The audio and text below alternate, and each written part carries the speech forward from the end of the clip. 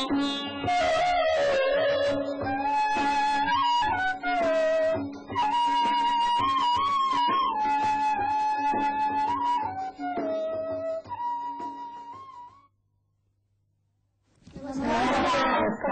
बच्चे। कल हमने एक निबंध पाठ पढ़ा था, आप सबने उसका गृह कार्य कर लिया? Yes ma'am. शाबाश। उम्मीद है मैम। आज मैं आपको एक कविता की पंक्तियां सुनाने जा रही हूँ। आपके सामने वो पंक्तियां इस बोर्ड पर लिखी हैं। इसे ध्यान से देखिए और कविता की पंक्तियां सुनिए। गर्मी आई जिसने सबने प्यास जगाई, सूरज आग बरसाता है, धरती भट्टी सी जलती है, लू अपने गरम थपेड़ों से तन मन को झुलसा जाती है, सब ओर धूल है छाई, डाली डाली सूखी भाई, गर्मी आई, कैसी भीषण गर्मी आई। अब ये बताइए कि इन पंक्तियों में प्रकृति के किस रूप का वर्णन है? आप बताइए। गर्मी का वर्णन है इस पंक्तियों। इसमें गर्मी की ऋतु का वर्णन कवि ने किया है। ये बताइए कि इस गर्मी का धरती और मनुष्य पर क्या प्रभाव पड़ रहा है? ईशान आप बताइए। गर्मी का धरती पे यह प्रभाव पड़ रहा है कि धरती भट्टी सी जलती है, मतलब वह बहुत ज्यादा तप जाती है। धरती बहुत तप रही है। धरती पर ये प्रभाव पड़ रहा है कि तेज गर्मी के कारण धरती भट्टी से तप रही है। और इस गर्मी का मनुष्य पर प्रभाव ये है कि ये सबके मन में प्यास जगाती है। सबके मन में प्यास जगाती है। वैसे जब बहुत गर्मी पड़ती है तो सब प्यास के कारण व्याकुल हो जाते हैं, पानी की कमी होती है और इसलिए कवि ये कहता है कि गर्मी के आने से इस धरती की प्यास जाग जाती है, सारे मनुष्यों का मन प्यास से व्याकुल हो जाता है। अब इसी के तुलना में एक और शब्द चित्र मैं आपको दिखाने जा रही हूँ। उमड़ घुमड़ कर आते बादल, बरस बरस सरसाते बादल, धरा की प्यास बुझाते बादल, सबका मन हर्षाते बादल। इन पंक्तियों में किसका वर्णन है? अभिषेक आप बताइए। मैम बारिश ऋतु का वर्णन है मैम। इसमें बारिश का वर्णन है। इस ऋतु को हम क्या कहते हैं मैम? आप बताइए। वर्षा ऋतु। देखिए, यानी इसमें वर्षा ऋतु का वर्णन है। वर्षा ऋतु कब आती है? किस ऋतु के बाद आती है? वर्षा ऋतु किस ऋतु के बाद आती है? बताइए। गर्मी के बाद आती है। गर्मी के बाद जब वर्षा ऋतु आती है तो दोनों ऋतुओं में जो प्रभाव मनुष्य पर पड़ता है उसमें क्या अंतर आ जाता है? देखिए, मनुष्य में ये अंतर आ जाता है कि वह उसका मन उल्लास से भर जाता है। उसका मन उल्लास से भर जाता है। देखिए अभिषेक, आप ये बताइए कि दूसरी पंक्तियों में ये कहा गया कि मनुष्य का मन उल्लास से भर जाता है। किस पंक्ति से इसका पता चलता है? सबका मन हर्षाते बादल। सबका मन हर्षाते बादल। देखिए, तो अभी आपने ये जो दो कविताओं की पंक्तियां सुनी, ये दो ऋतुओं के बारे में अलग अलग कवियों की कविताएं थी। आज हम एक ऐसी कविता पढ़ेंगे जिसमें एक कवि ने अपनी कविता में प्रकृति के इन दोनों रूपों का वर्णन एक साथ किया है। इस कविता का शीर्षक है कल और आज। और इसके कवि है नागार्जुन।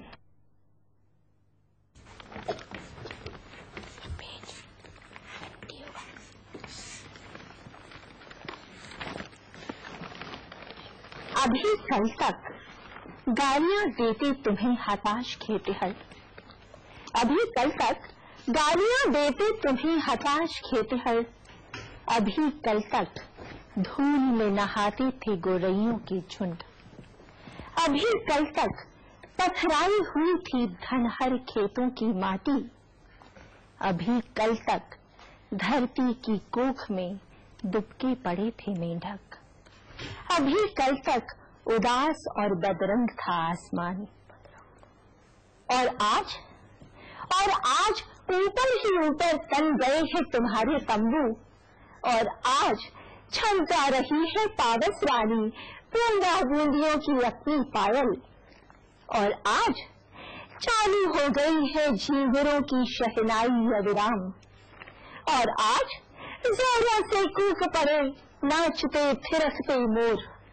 और आज आ गई वापस जान दूध की झुलसी शिराओं के अंदर।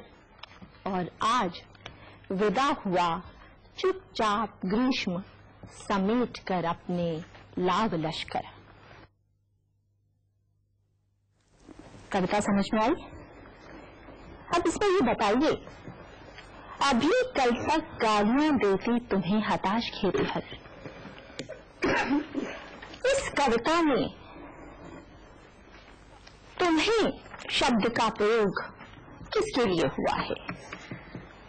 गालियां देती तुम्हें हताश खेतीहर। हाँ बताइए मैम, इन पंक्तियों में ये बताया गया है कि गालियां देते तुम्हें हताश किसान। किसान गालियां दे रहे हैं। किस कारण से किसान उदास हैं और गालियां दे रहे हैं? बैठिए, आप बताइए। क्योंकि मैम उनके अनाज नहीं उग रहे। क्योंकि वे अनाज नहीं उगा पा रहे। किसानों के अनाज न उगा पाने का क्या कारण है? बताइए। बहुत तेज गर्मी। बहुत तेज गर्मी है। बहुत तेज गर्मी से किसानों के अनाज न उगा पाने का क्या संबंध है? क्यों नहीं उगा पा रहे? अनाज उगाने के लिए उन्हें क्या चाहिए? मैम बारिश चाहिए, और बारिश नहीं हो रही। तेज गर्मी पड़ रही है, इस कारण से वे अनाज नहीं उगा पा रहे। इसलिए वे गालियां दे रहे हैं। किसे गालियां दे रहे हैं? मैम हाँ बताइए। मौसम या भगवान मौसम को गालियां दे रहे हैं। भगवान ईश्वर को गालियां दे रहे हैं। और कोई कुछ बताएगा? वो गर्मी झुंझलाती गर्मी को गालियां दे रहे हैं। गर्मी को गालियां दे रहे हैं। फिर से देखिए, अभी कल तक गालियां देते तुम्हें हताश खेतीहर। कल तक जिसे वो गालियां दे रहे थे, आज वो आ गई है। तो कल तक किसे गालियां दे रहे थे? हम कल तक वो गर्मी को गालियां दे रहे थे। कल तक वो बारिश को बादलों को गालियां दे रहे थे कि कल तक जो बादल नहीं आए थे वो आज आए हैं। तो अभी कल तक का जो उन्होंने प्रयोग किया, इसका अर्थ क्या हुआ कि कल तक जो किसान बादलों को गालियां दे रहे थे, आज वो बादलों के आ जाने से प्रसन्न हैं। देखिए, तो कल तक बादलों को गालियां किसान देते रहे। अभी कल तक धूल में नहाते थे गोरैयों के झुंड। पथराई हुई थी धनहर खेतों की माटी। अभी कल तक धरती की कोख में डुबके पड़े थे मेंढक। अभी कल तक उदास और बदरंग था आसमान। तो अभी कल तक से किसकी ओर संकेत है? गर्मी तक, गर्मी की ऋतु तक। और आज शब्द से किसकी ओर संकेत है? वर्षा ऋतु तक। तो गर्मी और वर्षा, इन दोनों ऋतुओं की तुलना कवि ने की है कि इन दोनों ऋतुओं में मनुष्य और पशु पक्षी पर इन दोनों ऋतुओं का क्या प्रभाव पड़ता है। जब गर्मी पड़ती है तो मनुष्य पर क्या असर पड़ता है, और जब गर्मी चली जाती है, वर्षा ऋतु आती है, तो मनुष्य पर, धरती पर, पशु पक्षी पर, सब पर इसका क्या प्रभाव पड़ता है। गोरैयों के झुंड को धूल में क्यों नहाना पड़ रहा था? गोरैयों के झुंड को धूल में क्यों नहाना पड़ रहा था? ईशांक बताइए। मैम गोरियों के झुंड को गोरियों के झुंड को झुंड में इसलिए नहाना पड़ रहा था क्योंकि गर्मी जब आई तो पूरी तरफ धूल ही छा गई। गर्मी जब आई तो पूरी तरह धूल ही छा गई, इसलिए उन्हें धूल में नहाना पड़ रहा था। देखिए अभिषेक, आप कुछ कहना चाहते थे? और मैम जब बारिश नहीं तो कहीं पानी नहीं थी तो मैम उन्हें धूल में नहाना पड़ा। क्योंकि बारिश नहीं हुई इसलिए कहीं पानी नहीं था, और पानी न होने के कारण सब और धूल ही धूल थी। व्यक्ति किसमें स्नान करता है? पानी में स्नान करता है। लेकिन जब आसपास पानी हो ही न तो क्या होगा? आसपास धूल ही धूल होगी। इसलिए गोरैयों के झुंड धूल में ही नहा रहे थे। अभी कल तक पथराई हुई थी धनहर खेतों की माटी। धनहर खेतों की माटी को कवि ने पथराई हुई क्यों कहा? धनहर खेतों की माटी को कवि ने पथराई हुई क्यों कहा? अभिषेक, धनहर खेतों से क्या अभिप्राय है? मतलब पेड़ों से धनहर किससे बना होगा? जब आप फसल उगाते हैं तो किस तरह के खेतों में पानी की ज्यादा आवश्यकता होती है? गेहूं की, चावल की, किसकी खेती के लिए पानी ज्यादा जरूरी है? चावल की खेती के लिए। तो खेत कौन से थे? धान के खेत। इसलिए कवि ने क्या कहा? धनहर खेत। धनहर का अर्थ क्या हुआ? धान के खेत। धान के खेतों की माटी को कवि ने पथराई हुई कहा। धनहर खेत, धान के खेत। मैं इसमें लोगों को कहना चाहती हूँ कि देखा क्या कवि कहना चाहते हैं कि अभी कल तक गर्मी के मौसम तक सूखी हुई थी खेतों, अभी खेत सूखे हुए थे गर्मी के मौसम तक। तो पथराई हुई से मतलब क्या हुआ? सूखी हुई या कुछ और?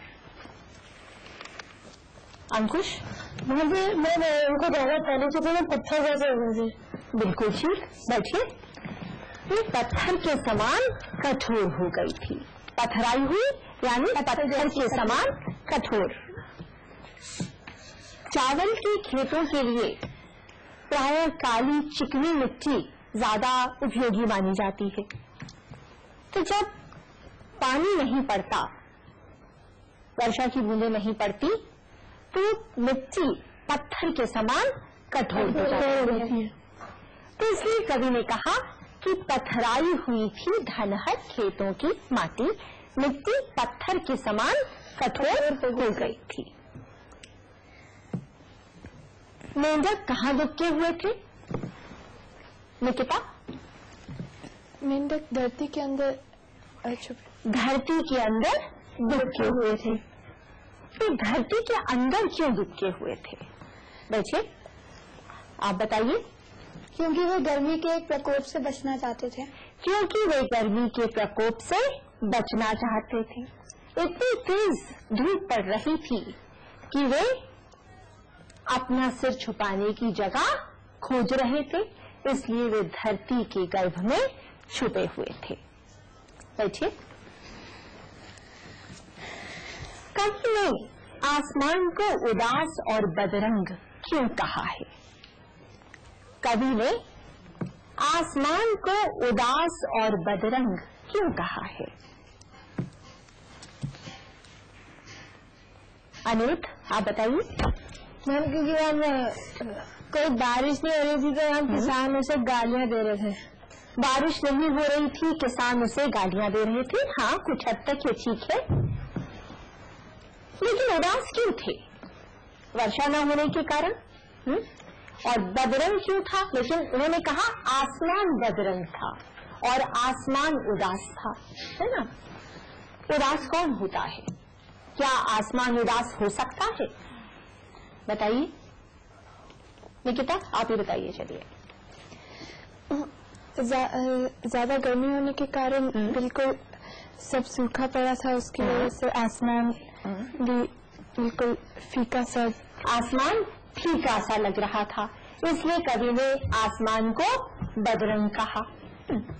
मैंने आपसे ये प्रश्न पूछा था कि क्या आसमान उदास हो सकता है? उदास कौन होता है? उमेश? मैम उदास वो होता है जिसके मन को ठेस पहुंचे। मन को ठेस पहुंचे। और मन को ठेस क्या आसमान को पहुंच सकती है या मनुष्य को? मनुष्य को ठेस पहुंचती है, मनुष्य उदास होता है। तो इसमें कवि ने क्या किया?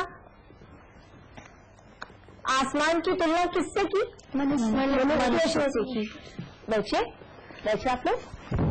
कवि ने आसमान की तुलना मनुष्य से की। मनुष्य में ही ये शक्ति होती है कि वह, ये भावनाएं होती हैं कि वह उदास हो, क्रोधित हो। यहाँ बादलों के न आने पर कौन उदास है? मनुष्य के उदास होने के साथ साथ आसमान भी उदास लग रहा है। तो जहाँ जहाँ कवि मनुष्य के साथ प्रकृति की तुलना करता है, प्रकृति को मनुष्य के रूप में क्रियाएं करते दिखाता है, वहाँ मानवीकरण होता है। मानवीकरण का क्या है? कि मनुष्य के रूप में प्रकृति को क्रियाएं करते दिखाना। तो यहाँ उन्होंने बादलों के न आने पर आसमान को उदास कहा, बदरंग कहा। कहते ना, उसके तो चेहरे का रंग ही उड़ गया। तो यहाँ किसके चेहरे का रंग उड़ गया निकिता? आसमान के चेहरे का रंग ही उड़ गया। क्यों उड़ गया भूमेश? क्योंकि बारिश नहीं हो रही थी। क्योंकि बारिश नहीं हो रही थी, सब धूल ही धूल थी। बैठिए। इसलिए कवि ने आकाश को बदरंग और उदास दिखाया। और आज अब क्या हुआ? दृश्य में परिवर्तन आ गया, बदलाव आया। आपने ये दो कविताएं देखी थी, उनमें दृश्य में परिवर्तन था। क्या परिवर्तन था? हाँ बताइए। सब मनुष्य खुश हो गए, मैं मेंढक में धरती में बाहर निकल गए, मैं खेलना। वर्षा ऋतु के आने पर मेंढक क्या करते हैं? जो धरती की गोद में छुपे होते हैं वो बाहर निकल आते हैं। तो परिवर्तन आता है वर्षा ऋतु के आने पर। वही परिवर्तन इस कविता में कवि दर्शाता है। बैठिए। और आज ऊपर ही ऊपर तन गए हैं तुम्हारे तंबू, और आज चमका रही है पावस रानी बूंदा बूंदियों की अपनी पायल। अब किसके तंबू आकाश में तन गए हैं? किसके तंबू आकाश में तन गए? अनूठ? बादलों के तंबू तन गए। बैठिए। और आज चमका रही है पावस रानी बूंदा बूंदियों की अपनी पायल। पावस रानी को बूंदा बूंदियों की पायल छनकाते हुए क्यों कहा? पावस रानी की पायल क्या है? इसे ध्यान से पंक्तियां देखिए और बताइए, पावस रानी की पायल क्या है? अनुराग? मतलब अब चमका रही है वर्षा की वर्षा की पायल छनक रही है, बूंदे नाम आ रही है धरती। हाँ शाबाश। कि वर्षा ऋतु की बूंदें जब पृथ्वी पर पड़ी तो उनकी आवाज ऐसी लग रही है जैसे वर्षा ऋतु अपनी पायल छनका रही हो। छम छम की आवाज आती है पायल। तो बूंदें जब धरती पर गिरती हैं तो कवि को ऐसा लग रहा है जैसे वर्षा ऋतु अपनी पायल छनका रही हो। किसकी शहनाई बजने लगी? झिंगुरों की शहनाई बजने लगी। तो झिंगुरों की शहनाई बजने लगी। झिंगुरों की आवाज की तुलना कवि ने किससे की निकिता? शहनाई से। शहनाई से। शहनाई से क्यों की उमेश? आप बताएंगे। शहनाई किसी किस अवसर पर बजाई जाती है? किसी शादी ब्याह के अवसर पर, यानी खुशी के अवसर पर। जब खुशी के अवसर पर शहनाई बजाई जाती है तो वर्षा ऋतु का आना किसके लिए खुशी का प्रतीक है? मनुष्य के लिए। लेकिन यहाँ किसे खुश दिखाया है? झींगुरों को खुश दिखाया है। तो झींगुरों की शहनाई लगातार बज रही है। झींगुरों की शहनाई अविराम बजती रही, लगातार बजती रही। यानी जैसे ही वर्षा आई, झींगुरों ने लगातार बोलना शुरू कर दिया। वे अपनी प्रसन्नता को लगातार बोलकर, तर्राकर व्यक्त कर रहे थे और उसकी आवाज कवि को ऐसे लगी जैसे शहनाई बज रही हो। बैठिए। और आज जोरों से कूक पड़े नाचते थिरकते मोर, और आज आ गई वापस जान दूब की झुलसी शिराओं के भीतर, और आज विदा हुआ चुपचाप ग्रीष्म समेट कर अपने लाभ लश्कर। मोरों पर वर्षा के आने का क्या प्रभाव पड़ा? अंकुश? वर्षा के आने से मोर प्रसन्न हो गए और नाचने लग गए। वर्षा के आने पर मोर प्रसन्न हो गए और वो खुशी से नाच रहे। बैठिए। किसमें जान लौट आई? जान किसमें लौट आई? और आ गई वापस जान दूब की झुलसी शिराओं के अंदर। किसमें जान लौट आई? भुवनेश? हम शिराओं के अंदर। शिराओं के अंदर घास में दोबारा जान आ गई। दूब की झुलसी शिराएं।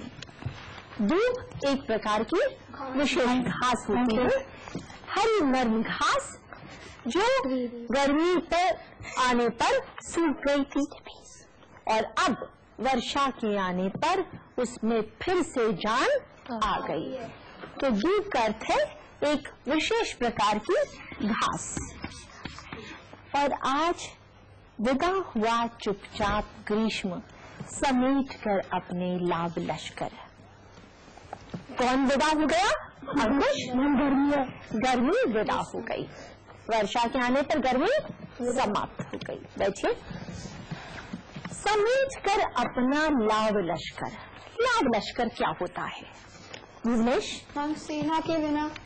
हाँ, सेना का लाभ लश्कर। लाभ लश्कर राजा का होता है। मिल सामग्री, जिसमें सारी सैन्य सामग्री होती है। अब यहाँ पर सैन्य सामग्री किसकी है? गर्मी की। गर्मी की। तो गर्मी की जो सैन्य सामग्री है, भुवनेश बैठिए, आप ये बताइए कि गर्मी की सैन्य सामग्री में क्या क्या है? तपती हुई धरती। तपती हुई धरती। बैठिए। गर्मी। अनुराग? किसान की गालियाँ, किसानों की मैंने गालियाँ। तो लाभ लश्कर तो नहीं है, सामान तो नहीं है। सामान क्या है? गर्मी में धूल से सने गोरैयों के झुंड। ठीक है, बचिए। तो ये सब कुछ गर्मी का लाभ लश्कर था, जिसे वर्षा के आने पर ग्रीष्म समेट कर चल दिया। अब ये बताइए कि वर्षा ऋतु के आने से मनुष्यों पर, धरती के प्राणियों पर क्या प्रभाव पड़ा? ये बता। वे खुश हो गए। खुश हो गए। हाँ, बैठे। भुवनेश? हम भी नाचने लगे। और कौन नाचने लगे? मनुष्य। और यहाँ कभी ने मनुष्य का वर्णन किया। मोर नाचने लगे। झींगुर क्या करने लगे? मांगे शहनाई। उनकी आवाज शहनाई की तरह लगातार गूंजने लगी। बैठे। हाँ, आप बताइए। हम किसान अनाज उगाने लगे। कवि ने वर्णन तो नहीं किया। हाँ, अंतर जरूर है कि पहले जो किसान निराश थे वो अब प्रसन्न हो गए। मेंढक अपने धरती से बाहर आ गए। मेंढक धरती की कोख से बाहर निकल आए। बैठे। जब गर्मी अपना सारा सामान समेट कर चली गई। गर्मी अपना सारा साज सामान समेट कर चली गई। ठीक है, बैठिए। अभी मैंने आपसे एक बात कही थी कि जहाँ प्रकृति को मनुष्य के रूप में दिखाया जाता है वहाँ मानवीकरण होता है। और इस कविता में ऐसी बहुत सी पंक्तियां हैं जिनमें प्रकृति को मनुष्य की तरह क्रिया करते हुए दिखाया है। क्या आप ये पंक्तियां छांट सकते हैं? भुवनेश आप बताइए, कोई दो पंक्तियां छांटिए। ऊपर ही ऊपर तन गए तुम्हारे तंबू, ऊपर ही ऊपर तन गए तुम्हारे तंबू। यानी मनुष्य जिस तरह से गर्मी से बचने के लिए तंबू लगाता है, बादल ने भी अपने तंबू तान दिए। तो मनुष्य तंबू को, बादल को तंबू की तरह क्या बनाना तनते हुए कवि ने दिखाया है। देखिए, अभी कल तक धरती की कोख में दुब के पड़े थे मेंढक। अभी मैं इसमें कौन सी क्रिया है? गर्मियों तक मेंढक धरती की कोख में छुपे बैठे थे। हाँ, तो छुपना, मेंढकों का धरती की कोख में छुप जाना भी मानवीय क्रियाकलाप है, इसलिए यहाँ भी मानवीकरण है। बैठिए, ऐसा बहुत से अंश, बहुत सी क्रियाएं इस कविता में से छांट सकते हैं। कविता स्पष्ट है? चलिए, अंत में हम एक क्रियाकलाप और करेंगे। मैं आपको 3 पंक्तियां सुना रही हूं, जिसे मैं चाहूंगी कि आप साथ साथ लिख लीजिए। एक कविता की पंक्तियां हैं जो अधूरी हैं, ठीक है, और आप उन पंक्तियों को पूरा कीजिए, उनके साथ 1-2 पंक्तियां स्वयं जोड़िए, ठीक है। शुरू करूं? बरखा रानी लगती तुम तो बड़ी सुहानी, घटाएं झूम झूम कर आए। अब इसमें अगली पंक्ति आप जोड़िए। कौन आगे जोड़ेगा बताइए, सोचिए क्या पंक्ति आप जोड़ सकते हैं। मैं सबके मन को बरखा भाए, सबके मन को बरखा भाए। इससे पहली पंक्ति क्या है? मन घटाएं झूम झूम कर आए, घटाएं झूम झूम कर आए, सबके मन को बरखा भाए। बहुत सुंदर। सर्दी और वसंत दोनों ऋतुओं में बहुत अंतर होता है। कोशिश कीजिए आप कुछ पंक्तियां सर्दी की ऋतु पर लिखिए और कुछ वसंत ऋतु पर, और दोनों में अंतर दर्शाइए, जैसा इस कवि ने गर्मी और वर्षा ऋतु का अंतर दर्शाया है। लिख सकते हैं? Yes ma'am. बना के लाइएगा कविता, कविता रचिए और सबको कक्षा में सुनाइए।